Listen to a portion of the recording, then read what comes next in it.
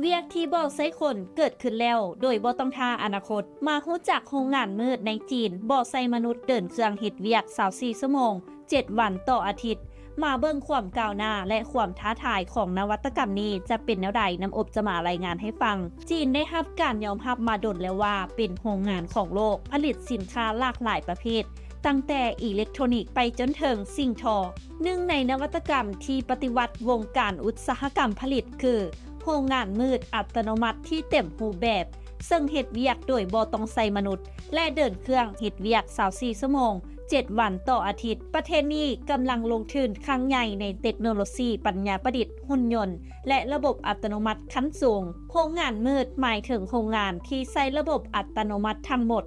โดยเฮ็ดเวียกต่อเนื่องและจะใช้ AI หุ่นยนต์และ Internet of Things หรือ IoT ในการเชื่อมโยงระบบการเฮ็ดเวียกจนบ่จำเป็นต้องมีแสงสว่างหรือผู้ควบคุมโดยที่หุ่นยนต์และระบบอัตโนมัติจะเบิ่งแยงทุกขั้นตอนการผลิต AI และ IoT ช่วยให้เครื่องจักรสื่อสารกันได้แบบเรียลไทม์ส่วน AI และ Machine Learning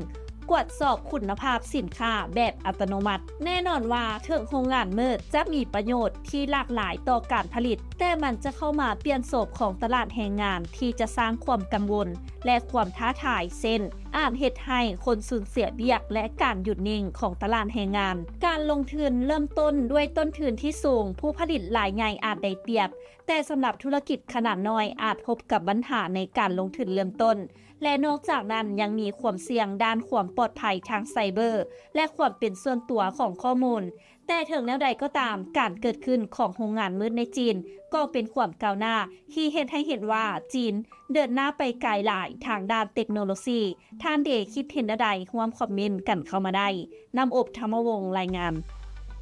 และท้ายนี้ต้องขอเข้าใจสำหรับการติดตามข่าวสารจากทางไทยกิจเมกาซีนและอย่าลืมไปกดไลค์กดแชร์กดติดตามกด Subscribe ทุกช่องทางออนไลน์ของพวกเขาเพื่อจะบ่พลาดข่าวสารดีๆจากทางไทยกิจเมกาซีน